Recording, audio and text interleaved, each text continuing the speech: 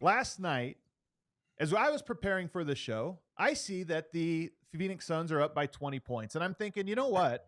I can work on some other things for this show now because I've seen what I need to see. And I get a text message from somebody saying, what the heck happened?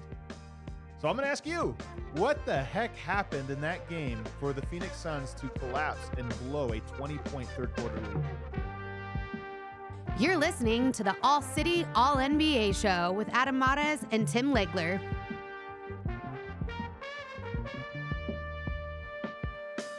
What is up, everybody, and welcome to the first edition of the All City, All NBA show presented by DraftKings Sportsbook, America's top-rated sportsbook app. I'm your host, Adam Mares, and I'm very proud to be joined by my co-host. You've seen him for 23 years at ESPN, talking with Scott Van Pelt, talking all over the place, breaking down X's and O's as well as anybody in the game. It is, of course, Legs, Tim Legler. Tim, I'm excited.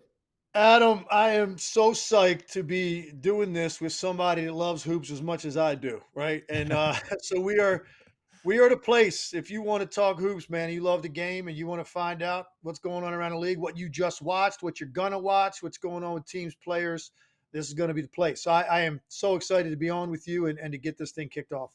I always laugh because hoop heads you could recognize a hoop head quickly. You know, somebody who really likes the game and is passionate about it. And, you know, we're just getting to know each other, you and I, Tim, but in our conversations, we have to limit ourselves because we just start talking basketball and one thing becomes the next. And the next thing you know, we're on 7 different tangents. And to me, that's why I know this show's going to be great. That's why I know people are going to connect with it. We're both so passionate about this game and every aspect of the actual basketball part of the game. One thing that is I've learned in my years in media, you cannot be fraudulent in that Right. it shows if you're not watching. Right. And the reason I think that you and I, just in these early conversations we've had leading up to this and kind of getting to know each other, it's pretty obvious. We're watching. We're watching every single night. We're watching and we're paying attention. And it's because we love it so much. And the passion that we have for it hopefully comes through to every single person that watches this. There's no doubt about that one.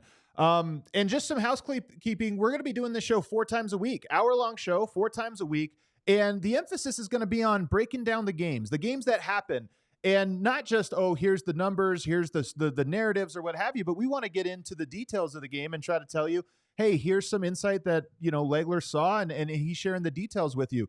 We're also going to be doing player deep dives, you know, scouting reports on players and really breaking down the parts of their game that they need to work on, the parts of their game that make them impactful, as well as deep dives on teams. And I'm looking forward to all of that. Looking at a team, what does their roster need? What is the central question that they're facing going into a year? So that's going to be the show, and it's going to be 4 times a week. So you're going to have no shortage of the analysis that you crave on these types of things.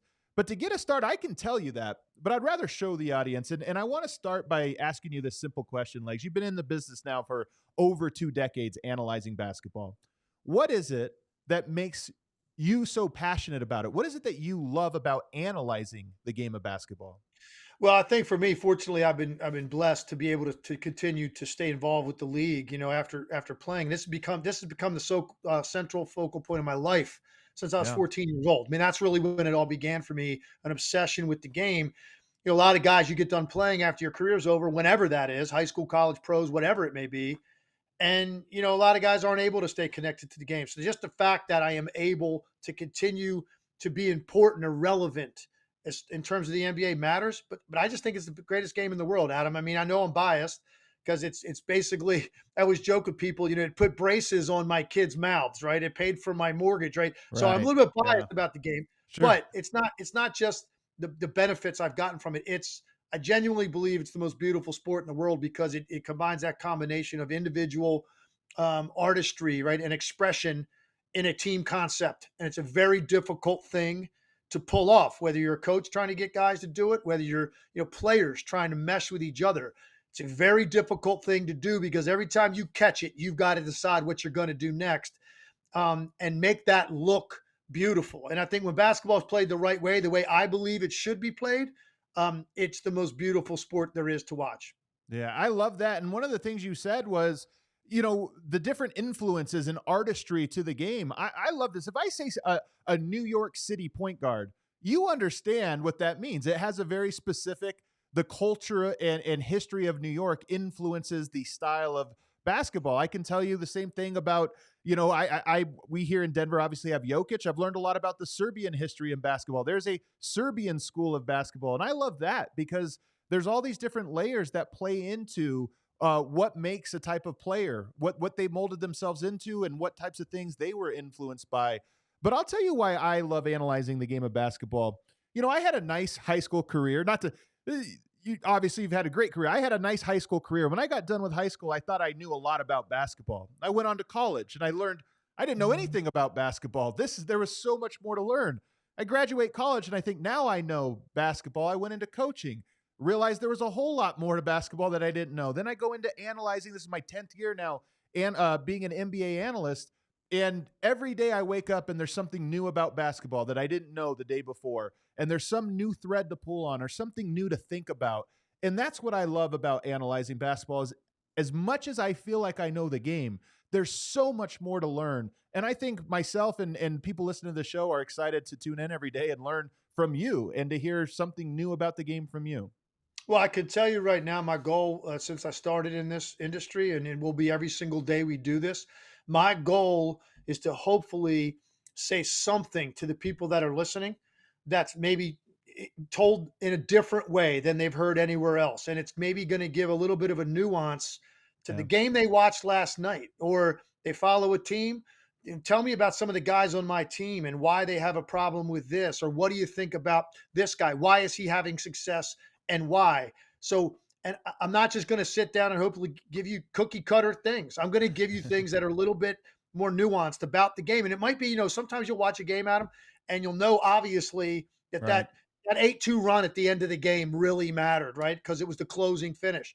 But what about this sequence in a 6-minute stretch in the third quarter that I thought was absolutely critical to the game? I look for things like that when I watch the games, and hopefully we're going to be doing some of that here and to give you a chance to really think about what you watched last night. And wow, I didn't realize that. I didn't know that. And that's my goal, and I think the conversation with you and the ones we've had leading up to this lets me know that it's going to be some awesome back and forth and hopefully highly educational. We're not going to agree on everything, and that's going to be fine too. Yeah. So you're one of the best analysts in the game, but are you still learning the game? Are there still moments where you see something where you go, wow, I didn't think the game could be played like that, or I didn't know a team could do this, and you get excitement from seeing something new? There's no question. And look, you talk about, how the game has changed. I think, I fell in love with the game in the 80s, high school and college career, right? That's really when I fell in love with it. 90s was my career, 2+ decades now at ESPN. And just look at what we're watching every night and compare that to those earlier decades when I either fell in love with the game or when I played in the NBA. It doesn't look anything like that anymore. So what happens is you have to have your mind open to there being different ways of doing things. And the other thing that's been good for me, I've been blessed to be around some of the greatest basketball minds there are. So just in having, whether it's you're just having conversations with them, you're watching a game with them. I'm at a camp watching some elite players, right? And just talking through what they're doing, how they get better, the training that they have available to them now. There's so many different things and aspects and components to the game than anything that I saw when I played it. You always have to have your mind open to understanding, hey, there may be a better way to do some things than you thought. And you've got to be willing to embrace that. But having said that, there's going to be plenty of things we're going to talk about that I think aren't as good. And I don't mind going down that road either. So there's no doubt. It's, the league has so many storylines now, so many great players. It's fascinating. Off season's as good as the regular season a lot of times. And right now, beginning of the season is so exciting. New faces, new places, new coaches, rookies, all of that. Love diving in to see what this looks like at the start of the year. Well, that's another thing I love about the game is there's so many parallels to all aspects of life. And one of those that you just brought up, there's this nice tension. I should say at times it's nice, at times it's terrible. This tension between the old guard and the current era. And I think when I look at basketball, I always think the basketball players today are pushing the game into new frontiers. And they're standing on the shoulders of the giants that came before them, taking from them and pushing the game to new limits. But as much as they're exploring new areas, there's also lessons being lost from decades past and generations past. And that's part of the game evolves. And there is, in my opinion, and maybe I'm curious to hear if you agree or disagree, a perfecting of the game or an improvement of the game. But just as there is an improvement in one aspect, there is also a loss in another aspect, that it's like, hey, we're also losing some of these things that really made the game interesting and made players impactful. That's perfectly stated, because I think the thing that I open my eyes to, and I'm very envious of the modern player, the ways that they get better in the off season, right? The things Right. available to them, right? You think about when I was grinding it out, trying to get to the league and even get a scholarship first before that. Yeah, you're in a gym by yourself with a high school basketball coach typically, or a college coach, right? Or you're playing a lot of pickup and you're doing these drills that, like, you didn't have the access to go and see and look at guys across the world and some of the training techniques and the things available to them. And just the guys that now, the experts that these players have, that they've hired, that work with them like side by side all summer to add to their game. So I'm very envious of that. And as a result, we have more highly skilled basketball players right now Right. than we have ever had before. Now, that doesn't necessarily mean on a given night or in a given game that means what you're watching is necessarily better all the time. Just because the skill level's better individually, Right. that doesn't necessarily mean the quality of basketball is as good. And I'm not saying it never is, but I'm saying that doesn't automatically mean that. You sit down and watch a random game on a Tuesday night, it doesn't mean what you're watching is better just because there's more skilled guys on these rosters. It's about style of play as well. It's about mentality. So the combination of the two is what I kind of hold on to. Some of the things from the past, and certainly the talent level off the charts, like we've never seen it before, particularly the number of bigs and the versatility in their games. Never seen that before in the history of the league. And it's so fascinating to watch some of these guys with, 7 foot plus and what they're able to do in a basketball court. You have to just sit back in awe of that. And then hopefully on certain nights, Adam, that style is there that you would love and admire, right? The quality of shot, the ball movement, the sharing, all of those things, when they're there, when you combine it with the skill level, now you're watching something that's unprecedented for the NBA. Well, it all comes back to the first thing you said, which is that tension between the individual brilliance that basketball clearly is unique in that the individual makes such a huge impact, but they don't make the whole impact. And the thing you're talking about with connectedness and how a team plays together and how the individual fits into a whole, those are lessons that are the same today as they were 100 years ago in the early formation of the game itself. And those are things that, yeah, I agree. I think there's large parts of that have been lost with, the player movement and the new era and just the different ways things work now. And it's the struggle of every team to try to improve throughout the course of 82 games to prepare themselves for the playoffs, not as individuals, but collectively, that makes the game so fascinating. And those are the types of things we're going to be looking at and examining throughout the course of this podcast. Like I said, 4 times a week, we're going to be coming to you. There's going to be live elements too. You're going to want to get in early on this show because you know how it is. There's always the first wave of listeners and interactive audience members who are sending in questions and participating. And you're going to want to be one of those people that are sending in your questions and doing all those types of things. Tim, why don't we hit our first break? The basketball gods blessed us because it's our first show. And last night, they gave us a game that was absolutely absurd. The Phoenix Suns blow a 20-point lead, or should I say that the San Antonio Spurs come back from 20. We'll talk about that on the other side and what went wrong for Phoenix for them to drop that game. We'll be right back with more All NBA Show.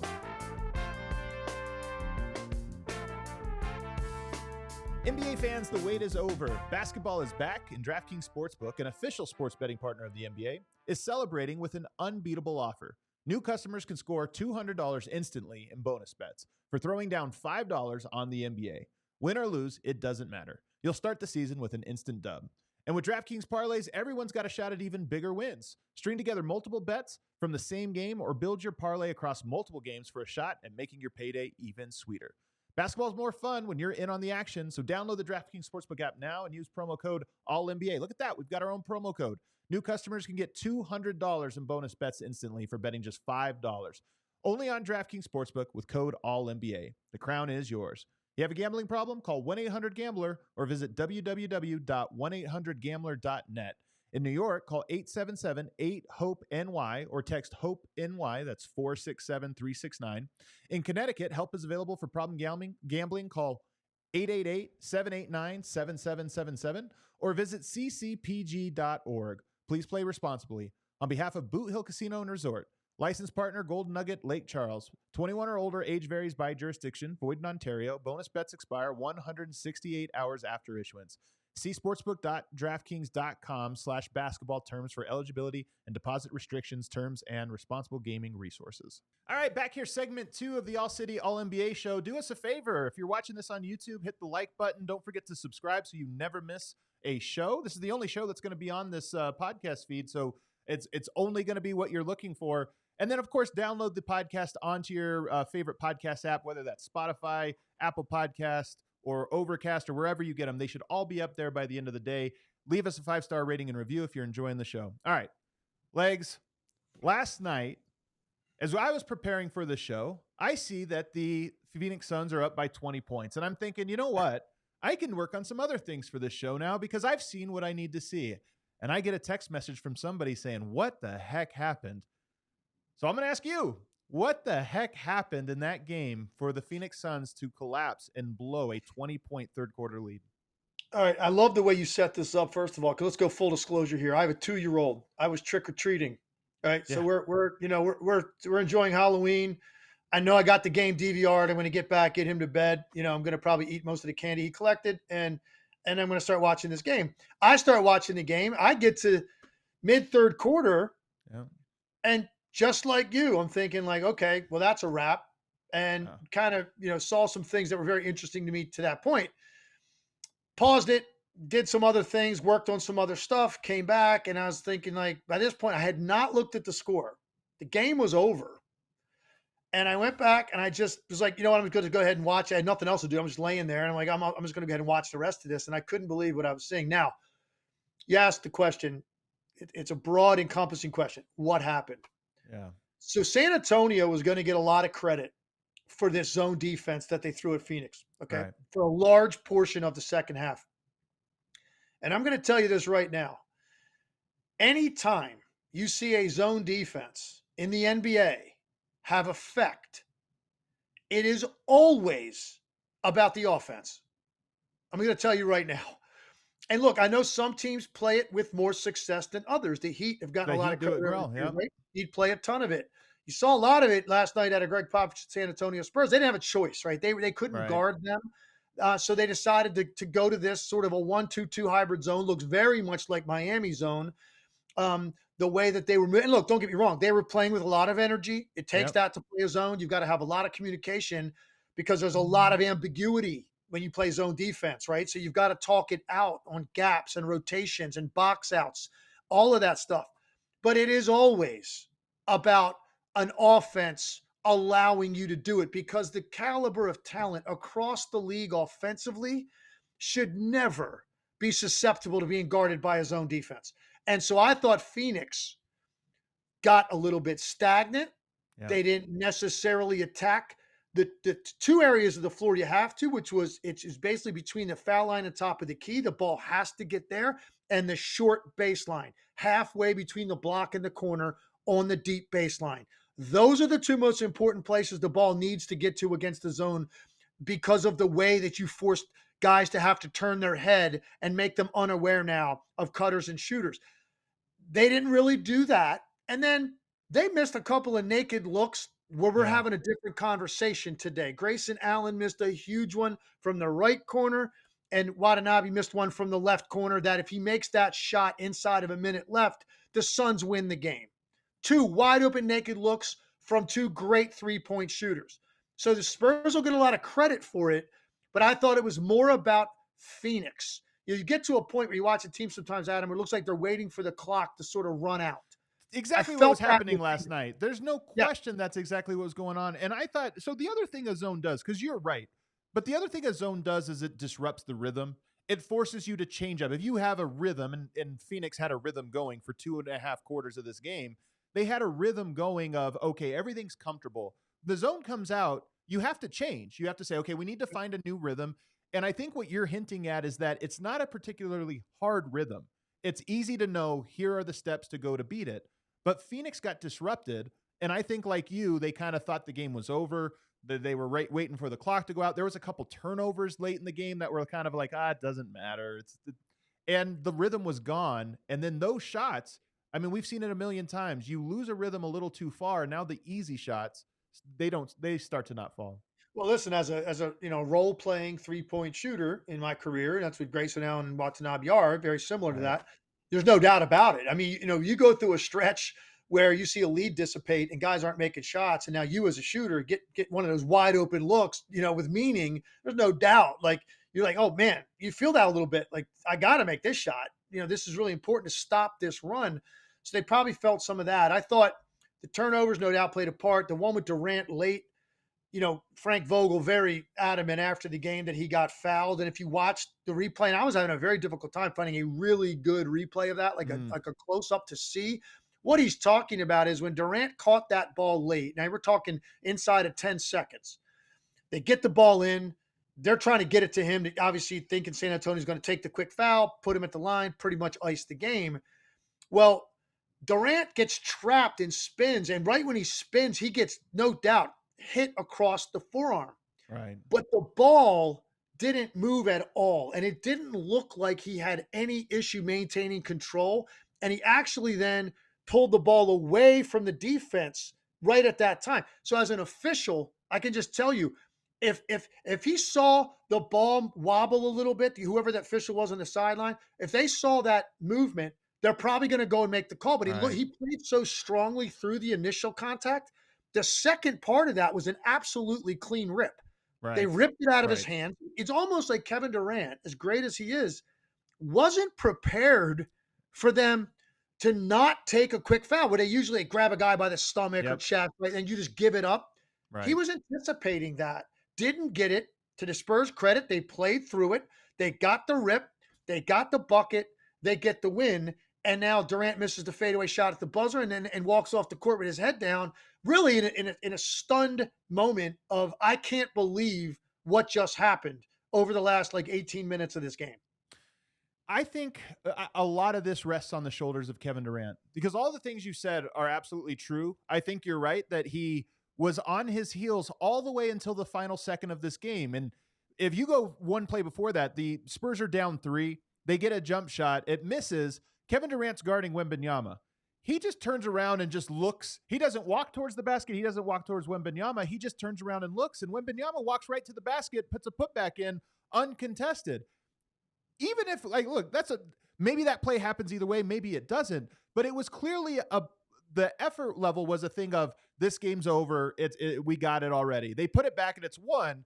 And you think maybe that'll be the wake-up call. And I thought Kevin Durant takes the inbound pass with the same energy of, well, it's over now. They're just going to foul. And you allow it to become this thing where official has to make a difficult read. So I thought from the zone, attacking the zone, and him obviously being the guy everybody's looking to the final rebound, to the final turnover, he, more than anyone, was on his heels in moments where just a little bit of focus would have put the game away. Yeah, there's no doubt. And one of the things that we're going to continually do here, because this is a big part of what I am as an analyst and what I'm seeing, huge believer in every detail matters. So you're going to hear me talk about things like, angle of an entry pass and timing of a ball reversal and chipping a guy when he has a free run at an offensive rebound. You don't necessarily have to turn, and do a defensive box out drill right there if you're Kevin Durant. All you have to do is get a tiny piece of Wembanyama on the play you're talking about, which is the tip dunk that was right before this final game sequence. All you have to do is get a tiny piece of him to disrupt his straight line run at the rim. Then he mistimes everything associated with the putback. And again, it's those little things matter in close games late with winning and losing. So I agree. I think Phoenix got very comfortable. Look, Grayson Allen and Eric Gordon were out of their minds in the first half. They shot them out. And for the game, they shot 18 for 39 from the 3. That's a game you typically win. They out rebounded them. 19 turnovers to 12. That's a big difference. And some of the ones that we're talking about mattered late. And then a final thing, they got to the line only 15 times. Durant shot 2 free throws in the game. Very low number for him. So at some point, I think the shots were coming easy to the Suns, and they kind of fell in love with those perimeter jump shots. And when you do that, invariably you'll have a stretch where you string together 4, 5, 6 misses, and it allows a team to take it from 20 to a 12-point deficit, where now they think, all right, we have a chance now. Like we actually are in the game. Now let's see what happens over the course of the last 8 to 10 minutes. If Phoenix gets a few free throws during that stretch too, right, it lets them set up their defense. It puts points on the board. Now, all of a sudden, if that lead stays, in that 16, 18 range, right, guess what? San Antonio is going to feel differently about their chances with 6, 7 minutes to go. So it's all connected. And at the end of the day, I love what Popovich said after the game. This team just lost by 40 points to the Clippers. The fact that they fell down 20 in this game and they continued to play, very young core roster. Yeah. They don't know any better, right? They're just going to go play because they love playing basketball. And when you do that, some nights, some good things can happen to you and you could turn it around. And that's basically what they did last night. And look, let's also, we haven't mentioned this yet. No Booker, no Beal. So let's be clear about what this was for the Phoenix Suns, because they don't have much offense generation outside of Durant if those guys aren't playing. Well, I think even more so than offense generation, last night, there was a real lack of point guard play. And Phoenix has ball handlers, even with Beal and Booker, they have ball handlers. But point guarding is a little bit of a different thing. And I think with the zone problem in particular, with the protecting the basketball in the fourth quarter in particular, it really stood out to me that Kevin Durant was the guy that everybody kept going to with the ball. And Kevin Durant's a great player, but I don't know that I would call him a point guard or has those types of point guarding skills. And another thing that I thought San Antonio did late was something that Kevin Durant has struggled with in each of the last 2 postseasons, which is sending 2 players to trap him at the logo, sending him up high. And when you have a team that's all looking to Kevin Durant to do things, whether he'd get rid of the ball or whether he would turn it over, it just looked like Phoenix didn't have that presence in there to say, here's how we settle ourselves down in these moments. It's a great point. And look, to your point, late, and it might have been the possession. They ended up getting a good shot. Watanabe, I think it might have been possession. He missed the corner 3. The start of that possession, Grayson Allen's handling the basketball, right? He comes up, he gets over half court, has it poked away. So he has to go run it down, almost a backcourt violation. Kind of picks it up and doesn't know what to do. Barely. He throws it cross court to Okogie, who basically fumbles it, has to save it from going into the backcourt himself. Finally they get the ball, I think, in the hands of Durant, but like they'd already eaten up half the shot clock. Nothing close to resembling a flow and ball security. And that's where that comes into play. If you just look at who they were playing last night, Okogie, Nurkic, Eric Gordon is a straight line dribble drive guy. Grayson Allen also either straight line dribble drive or a catch and shoot guy. Goodwin, Nasir Little, Watanabe. None of these guys are people that are going to be able to handle the ball against pressure, change hands, escape traffic, escape a double team, get it to a better place to deliver the basketball where now you operate 3-on-2, 2-on-1 on the weak side, right? And get something really good when you have to have it. That's obviously where Bradley Beal and Devin Booker come in, 2 highly accomplished guys that can either create either hand, pull up a mid-range, shoot a 3, get to the rim, or make a play for somebody. So you saw it. It was all on Durant's plate, all in his lap. And when that lead starts to disappear, he can't just think, well, I'm just going to go get buckets every time. Well, that's easier said than done because they don't even have anybody else on the floor that can even get the ball to the right places. So you have a highly efficient possession. So a lot of things went wrong for Phoenix over the last 18 minutes of the game. A lot of things went right for San Antonio. And still, despite all of that, if they make a couple of threes in the last 4 or 5 minutes of the game, it's a totally different momentum feel in the game. And I think they probably win. So, yeah, it's frustrating. You hate coughing up a lead like that, particularly to a young team that's going to be in the lottery like San Antonio. And at home.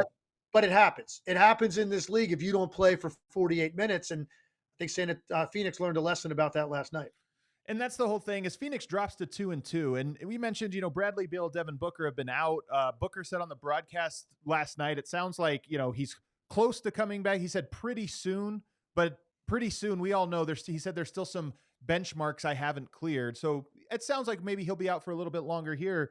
But nonetheless, Phoenix has aspirations for being an upper seed this year, for making a deep run. And these games early, yes, it's a long season, but that's a home loss to a team that's projected to be a bottom 5 Western Conference team. So those things can add up.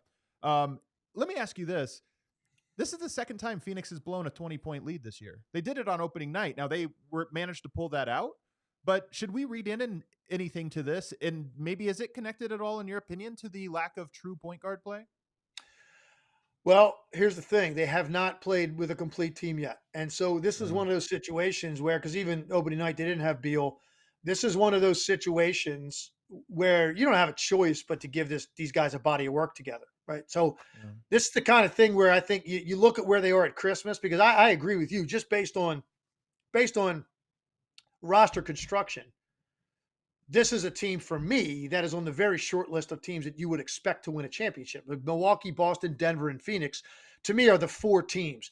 Then there's going to be a second tier of teams where you can start including people like the Lakers. I think maybe the Warriors you'd want to include in that. Maybe the Clippers, right? If they have everybody healthy all year. So there's another tier. And like some of those teams, hey, maybe they can play their way into that. But for me, going in, those 4 teams, I'm confident one of those 4 is going to host a parade in June. And Phoenix is on that list, but they also have work to do to learn about timing, to learn about how they're going to close games when you have 3 guys that have closed games for their teams their entire career. Well, now it's a little bit of a different feel. And unfortunately for them, they haven't had it yet. They played without Beal initially. They played without Booker and Beal last night. A lot is going to be made about their lack of a true point guard and somebody to put the ball in their hip and organize people when you have to have it, because all 3 of these guys are raw scorers. But to what extent that affects them, and is this offensive explosion they're going to put on most nights not enough to overcome it? We don't know yet, Adam. That's going to take a couple months before you really get an idea of what this looks like. On the other side, I do want to give some credit to San Antonio here, and I thought that Vassell played all 12 minutes of the fourth quarter. He hit some really tough shots, some very impressive ones. Keldon Johnson obviously made the big play. He finished with 27 points, 4 assists, 2 steals. And then Trey Jones, I thought, gave him good minutes down the stretch, and helped control some things down there. Is there any notes you have on San Antonio before we kind of move on to the next game? No, I think that there are some guys on that team that people probably haven't seen much of. I mean, everybody knows about the hype surrounding Victor Wembanyama, but, a lot of people still, even though, Keldon Johnson's got some Team USA, on his resume. Yeah. I don't think a lot of people would be able to pick out Keldon Johnson right now if they saw him on the street, right? Watch more of him. Vassell is a guy he's very, very impressive. A lot of confidence. And he shot a step back 3 late in that game last night, where he literally probably covered 6 to 8 feet with a sideways sort of broad jump to get away from the defender, get behind the line, land on balance, rise up. They actually used the comparison to Lillard on the broadcast. I think it was Reggie Miller. I thought that was a great comparison, because the great ones, that's how much separation you get and you still end up on balance. So he did that last night. Incredibly impressive at an important time in the game. And then, of course, Wembanyama, who is going to, like last night, he kept playing and he had 18, 8. I think he had 4 blocks. So his stat line is pretty impressive for a rookie, right? Right. Most of what he's doing right now is strictly based on height. Yeah. Okay? Yeah, totally. He's spending a lot of time at the 3-point line, and he's shooting over guys because he's so long. Some of the stuff he got last night, the tip dunk, we're talking about the 3-point play, it was awkward. He threw it behind his head, kind of was because he's 7'4" and he's right at the rim and he got it to go.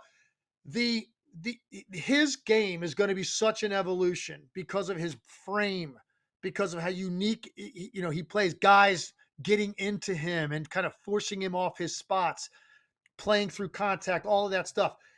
He's going to just get better and better and better. But right now, you're not seeing them run a ton for him. He sort of drifts and floats a lot offensively. He's going to have some nights where he looks like, oh my goodness, the league is in trouble. Look at this guy. There's going to be other nights he's going to look like a young kid that is in over his head a little bit.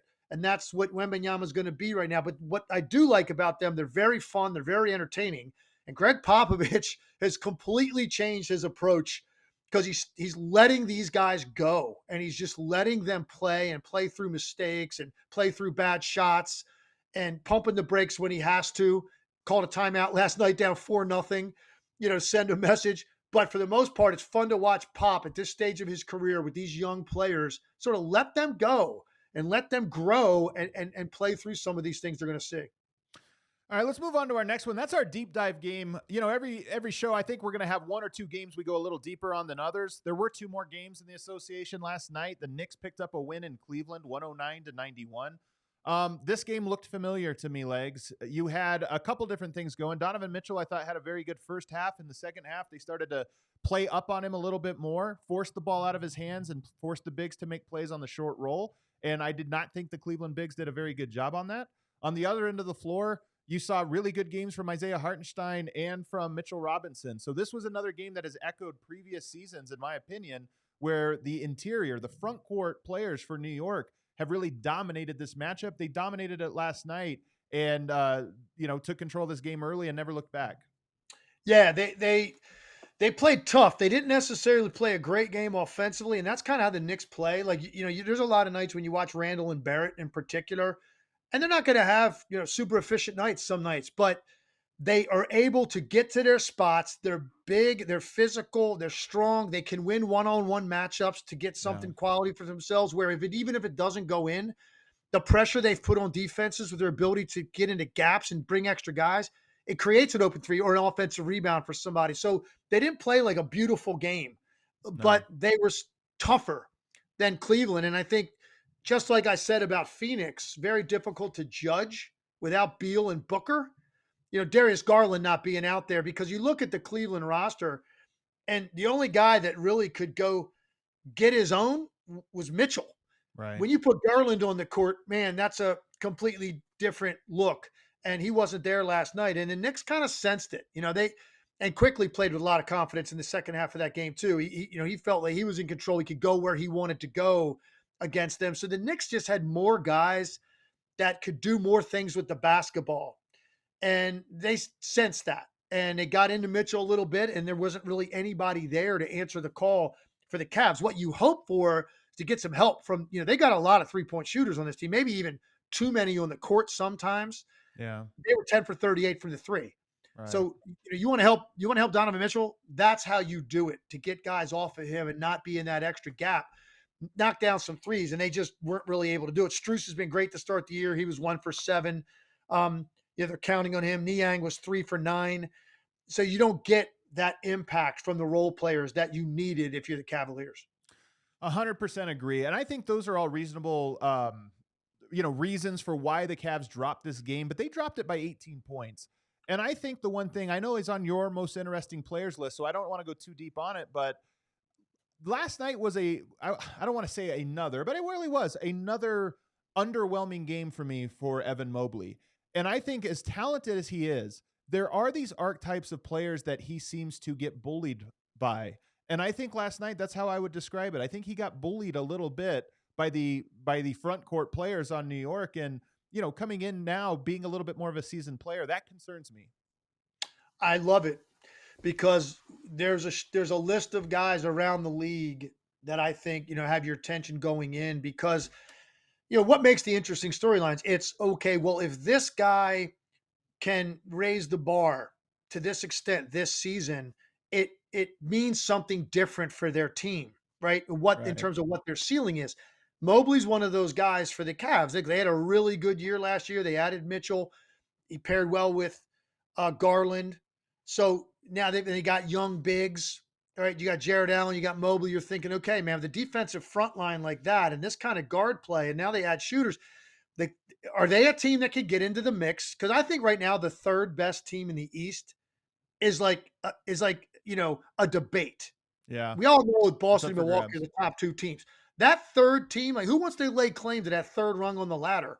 I think it's open for debate. Cavs are clearly in that mix. Mobley is the guy we're looking at. That's going to determine if we view them in that vein. And look, he's had some good statistical nights to start the year, certainly against Indiana in particular, 33 and 14. But when you look at the other three games, including last night, 3 made field goals. He's had 3 games with 5 or less made field goals. The aggression and, the inclusion. And I think for him, it's a mindset. Like, what are you out here to do tonight? Are you out here to sort of drift around and be a nice player? He's always going to have impact on the glass because he's long. He goes after him. He's gonna be a pretty good rim protector. Is that all though? Like, are you here tonight? Did you get in the car to leave your house intent on going there and being the best player on the floor for stretches? That's what we need to see out of Evan Mobley. And look, no one's going to say it's a finished book. He's 22 years old. So young. He's got so much talent. So this is a work in progress. But listen, when it doesn't happen, it matters to the Cavs. On those nights when he's a little bit quieter and passive, maybe the physical matchup looks a little bit too much for him. And I went 6-8 games last night. He was on the court the entire time, 6 to 8 minutes of watching. I didn't really remember he was in the game. Right. He's too good for that. He's too good for that. He's too talented for that. And that's, I think, the point that you're making. That's the challenge for Mobley. And that will be, I think, the barometer for their team most of the year. I think a lot of those guys, we know what we're going to get. Mobley is still like, he can fluctuate from night to night. That's what we need to see. You mentioned the Pacers game. I think the Pacers and Knicks in a lot of ways couldn't be more different. And that to me stands out. I mean, the Pacers play a very offensive oriented game, a very fast paced game.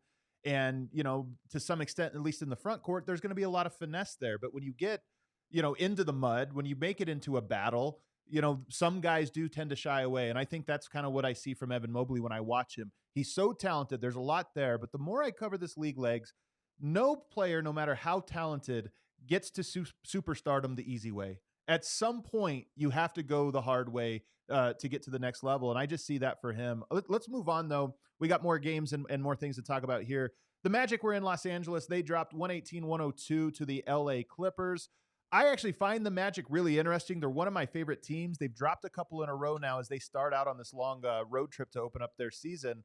We'll get to the Magic. I know Magic fans maybe listening in are thinking, hey, everybody always glosses over. I find them to be a very fascinating team, but they dropped the game last night in a third quarter run. They get outscored 41-21. But the real story here is the big trade finally happened. The trade, the least shocking trade in the history of the NBA finally went through, and James Harden joins the team. This has the potential to be a huge trade. It has the potential to be one of those trades that felt huge and didn't happen. Where do you fall on this? What's kind of your initial reaction to seeing the move finally go down? Here's how I view it. If you thought the Clippers were a contender, and I think to do that, the talent on the roster is there for them to be in that conversation. Where the leap of faith comes, Kawhi Leonard, Paul George are going to be healthy all year. Right. And more importantly, they're going to be healthy for a 2-month playoff run playing every night. If you want to call them a contender, because it is a 2-month playoff run if they're a contender. So that's the leap of faith you have to make. I'm not ready to go there yet based on recent history. I mean, I just got to see, where is Kawhi Leonard in March, right? And my point is this. If you believed that that's going to happen, and you're one of those people, and I'm certainly Clippers fans, but maybe there's some other people that think, yeah, no, hey, Kawhi, he looks pretty good this year coming in. He's going to be there, man. Paul George, Westbrook looked comfortable in his role. They're going to be there in the end. If you believed that based on Kawhi Leonard's health, I got news for you. They didn't need Harden. It doesn't move the needle for me one bit.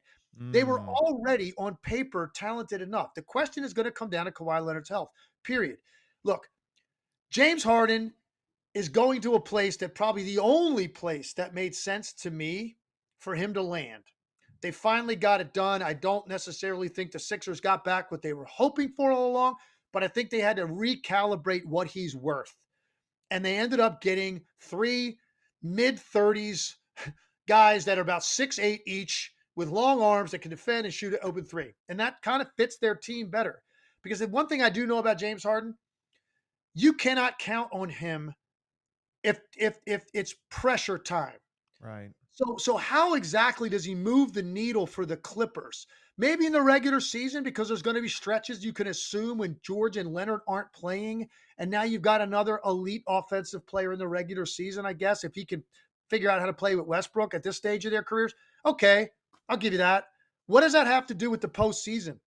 And if James Harden's on the floor and doesn't have the ball, then what exactly is he doing? on Same the with court. Russell Westbrook, by the way. Both guys have the talent to be good off-ball players, but both of them have never really, maximized their skill sets to be great off-ball players. Hey, at least Westbrook occasionally will, when he was playing with LeBron, would weak side slash, Right. every now and then get into the opening in the lane when LeBron's holding the ball and the whole defense is shifted over there. He'd see a weak side cut. I mean, go back to James Harden's best even in Houston. Okay, when James Harden, and no matter who he was paired with, when he was by himself or when he was eventually paired with Chris Paul, Westbrook, whoever, if Harden wasn't the initial set on, which was most of the time, where he's running a high ball screen or an ISO, just take a look at those possessions. He stood out by the logo. Yeah. Right? Just kind of Yeah. chilling out. Like, Not what? even in I'm gonna shooting position, like outside of shooting position. right. And he's not even, and he wouldn't even catch and shoot, Right. which would have been the play. Like the play Right. is okay. They just ran action on the weak side. Everybody rotated over. Here comes the swing out. Well, if that's a catch and shoot guy, he knows that has to be taken at that time. Well, he's going to catch it and put it back down on the floor anyway, Right. because he has to get into a rhythm for his shooting. So he's not going to play off the ball. And if he has the ball in a pressure moment, you cannot expect him to be operating in a place of confidence and aggression and efficiency. I mean, just look at the data. And I did some numbers on this yesterday, Adam. He played 13 playoff games the last 2 years for the Sixers. Okay. He had 3 games that stood out. Game 4 against Miami 2 years ago. Huge game when they were down 2-0 in that series. They got it back to 2-2. It was game 4 in Philly. Monster game. And then obviously game 1 and 4 against Boston last year, where he basically won those games practically single-handedly. Well, guess what? That's 3 out of 13. You know what his numbers were in the other 10? 14 points a game, 32% from the field, 22% from the three-point line. So it affects him. So my point is, if he's there and he doesn't have the ball, how's he helping you? And if he does have the ball, that's probably not the best place for it to be. So I'm just skeptical on his impact on winning in the postseason. And that hasn't changed for me, and it hasn't changed the diagnosis for the Clippers. If anything, it maybe makes me more skeptical, because it's not like they're going to play this guy 15 minutes. He's going to play a ton of minutes. Right. And so what does that look like with these other guys that I'd rather have the basketball when it matters, assuming that they're even healthy? Well, I think so. Everybody always talks about the starting lineup, right? And I expect Russell Westbrook, there's a good chance he'll come off of the bench and be a guy. I think it's his best role. And I actually think Westbrook going against bench units, you could do a lot worse. That's a really good attack. But here's my starting lineup is one thing. Closing lineup to me is the really interesting question. And you've got Harden, you've got Paul George, you've got Kawhi Leonard, you've got your big and Ivica Zubac. That last spot, Terrence Mann, Norman Powell, PJ Tucker, if you need the matchup, and then obviously Russell Westbrook. To me, the closing lineup, when I put all of these pieces together, the closing lineup is the one I have the hardest time knowing. What is it going to be? Are you going to go to something different every night? Are guys maybe not consciously, but subconsciously starting to think third quarter, I better make an impression so I'm part of that lineup? The closing lineup to me is the thing that I look at, and none of it seems to add up perfectly for me. Oh, definitely not. Because look, your best way to operate for these two teams is to put the ball in the hands of Kawhi Leonard or Paul George. Usually let them operate of some sort of ball screen. For Kawhi, he's going to get into some mid-range area of the floor and either back you down with a power dribble and shoot over you, or he's going to go to his mid-range pull up. Paul George, a little craftier with the ball, more likely to shoot a 3 if you go under a screen, but again, wants to put the ball on the floor and get into a rhythm and operate. And clearly, those are the two guys you're going to run everything through. So where does that leave Westbrook and Harden in those moments? That's what we have to see. Zubac is a great complementary center for this, because he will screen dive 42 consecutive times without touching the ball, and he'll do it just as hard on the 43rd time. He bangs the offensive glass. He finishes everything that he does touch. Great complementary player. Now, they don't necessarily have a ton of shooting around these guys, but you're 100% right. And that, for me, is where the skepticism comes in. What is this going to look like at the end of a game, and in exactly what way does James Harden make them better and more efficient in those moments? And when you look at the teams they're going to have to potentially get through in the West, I've got to see it. I kind of feel like I know how this is going to go, but I'm going to give it some time. Yeah, I am very. I mean, everybody, I've been banging this drum for a couple years about Harden. because it's mind blowing when he goes into these dark places in playoff games. Right. He doesn't ever flip the switch. It's like you kind of know 6 minutes in, oh, here we go. One of Right. those nights, he's just not going to be aggressive. And so, how does that play into Paul George and Kawhi Leonard? But if there was a team that was going to take a chance, it was the Clippers. Yeah, of course. Veteran group, guys that are going to miss a ton of games in the regular season. Let's get some more Yeah. firepower. Veteran coach that'll understand all of it. This is the spot for James Harden to be. I just don't think it really necessarily pushes them closer to teams like Denver, Phoenix, and the Lakers. They're the poster child of the super team era, really. Just in the let's just get as many names as we can get. The last thing I have for the Clippers here that I think is maybe underappreciated, and if I could throw them a bone, not many teams in the Western Conference seem to gear up for Nikola Jokic, and maybe it's because you can't. But they did add a backup center. You know, they have Zubats now and Plumlee, and you add a guy in PJ Tucker, who to me represents a third body you could throw on Jokic. Can any of those guys guard him? Absolutely not. But there's a surprising amount of teams in the West who don't have any option. It's better to have a bad option than no option. And they at least have three. I'm not trying to be coy, but they have three bad options. And at least they have bodies they can throw at them. And I know Michael Malone made a lot of the Rui adjustment in the playoffs last year, but as somebody who watches every Nikola Jokic game, putting a PJ Tucker type player on him and using length to double, you know, the PJ Tucker, an undersized big, gets away with more contact. It's just natural basketball. You get away with more contact inside if you're the undersized guy. And I look at that and I go, I still think Nikola Jokic controls that series if he's in it. I still think he does what he wants, but at least they have 18 fouls and three bodies to throw at him to at least try to make him work for it. I hear that. That's a fair point, but I'll just say this. The problem with that is you're right in terms of his direct back you down post up game, right? And having guys on him to guard, you know, to at least contend with him. Problem is, he could go 6 straight minutes, not even think about shooting the ball and be the best player on the floor. Yeah. That is the problem that teams have against him. Now they've got maybe more bodies to do it, but the brilliance of Jokic is that nothing he does lacks purpose. There's no wasted decision making, no wasted effort, no wasted motion. He takes the shortest route to success, whether as a scorer or a passer, and it doesn't matter who you throw at him. He is going to beat you because of his ability to think constantly multiple steps ahead of every single thing he's seeing defensively. So I hear you. They've got bodies. But I'm giving them a little credit, you know. I'm trying to create maybe an argument that's not there to make things interesting for the Clippers. Fair enough. Let's wrap up our first show here, Legs, with some true or false. All right. True or false? There is a market inefficiency for drafting quote unquote old players. And when I say old, I mean the ripe age of 21 years old, 22. In the draft, Legs, everybody's trying to find the next 18, 19-year-old guy with this tremendous upside. But I look around and I go, half of these guys get traded in their second or third year anyway. I mean, it's funny when you look back at a draft from 3 years ago and realize half the lottery isn't even on the team that drafted them anymore. And then on top of that, I think that we are in an era where smart is really valuable. Smart, the ability to read the court. And there's not that I don't think there's a ton of smart players, but when you do get a collection of players on a team that are smart, it unlocks new opportunities. And it's so hard if guys don't have a foundation, a several-year college foundation under them to become smart players. So I think there's a market inefficiency of older players in the draft. I would agree. And I think what happens is front offices are obsessed, as you probably should be. These guys' jobs are on the line, especially when you talk about top 10, top 15 picks with ceiling, right? So they'll see a guy that's 19, in some cases maybe 18, and they're projecting, what could this guy be at 22? And if it hits, like this is what we have in our hands.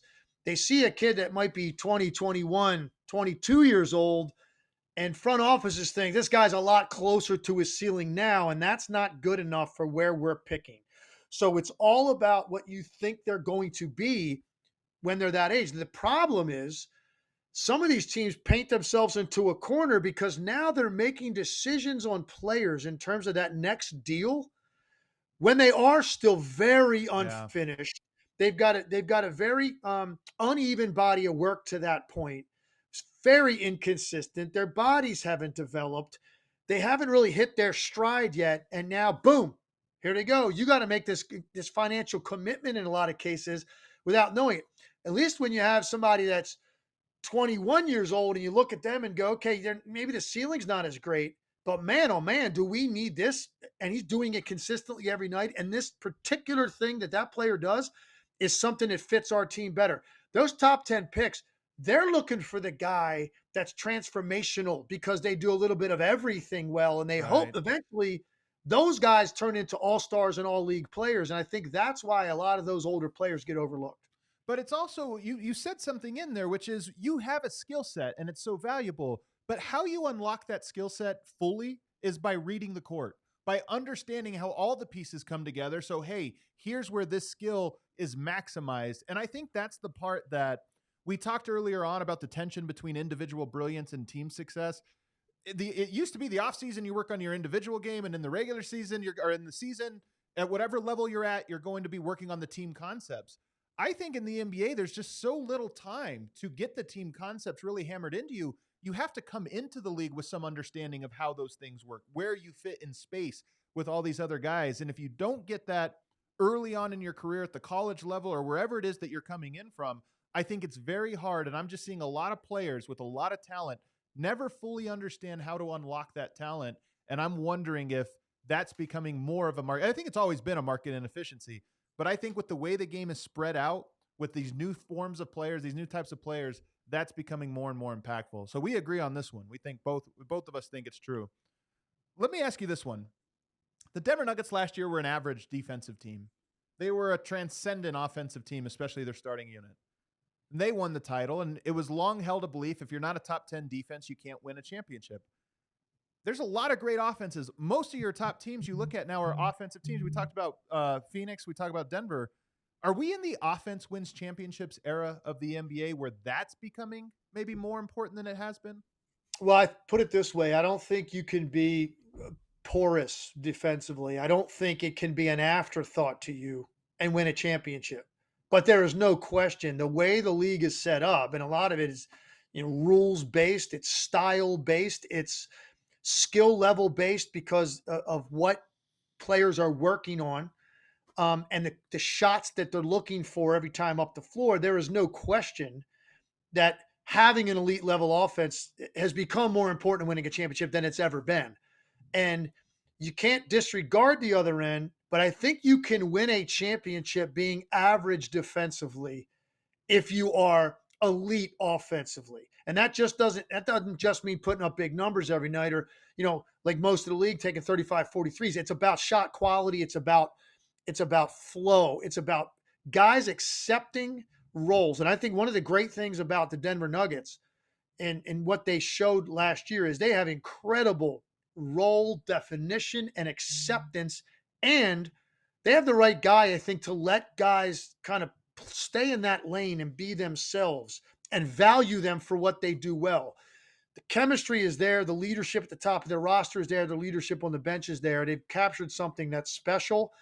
And we're going to try all year to convince ourselves that somebody else is going to knock them off. And every time we try to convince ourselves of that, I'm just going to watch them play another game. And I'm going to go, wait, why am I trying to convince myself of this when you look at what that end of the floor looks like for the Denver Nuggets? So I think it's more of a premium on elite level offense than ever. And you can, with a mediocre to poor defense, you could still make a hell of a run, maybe even win the whole thing, when we didn't used to think that way. If you weren't like buttoned down on that end in a team that was like top 5 in efficiency and all that, like how are you going to, I don't know that that's necessarily the case anymore. I always look at it as there's two. You can almost look at this as like an XY axis. And on one axis, there is how versatile are you? How many different things can you do? And then the other axis is how dominant are you at the things that you can do? And some teams win because they do one thing at such a high level, nobody can stop it. Maybe they got a good path, but nobody stops them. And other teams can do so many things. I think the Miami Heat were this team. They defensively could do anything, and they were so versatile. And I think it's that axis. You need to be up in the right quadrant. You need to be a little versatile, and you need to be dominant at something. And whether that's offense, defense, or some combination of both, I think you need them. But right now, there's some dynamic offenses in the NBA. And maybe it's just that the league has tilted that way with the rules, the shooting, the skill level that we talked about. Legs, this was a great first run. Absolutely. Good content. We had good goodness too. It always helps. Listen, it always helps when you have some interesting games the night before. And I think most nights we're certainly going to get that. But yeah, this is phenomenal, man. Going back and forth on this stuff. And hopefully this is going to be what people can expect every single day. They can expect it 4 times a week. We're going to be back on Friday this week, recapping the Thursday slate games, and we're going to be doing a deep dive on the Philadelphia 76ers. We talked about the Clippers tonight. I think the Sixers might be more interesting after this trade. So we're going to talk about how you build around Embiid, Tyrese Maxey deep dive. We have some great stuff coming up. If you enjoyed this show, do us a favor and hit the like button on this. Leave a comment and let us know what you liked about it, and subscribe so you don't ever miss an episode. And then do us a favor and download this podcast wherever you get your podcasts. Overcast, Spotify, Apple Podcasts, all of them have it up there. Legs, I'm going to see you on Friday. Enjoyed it. We'll talk then, Adam.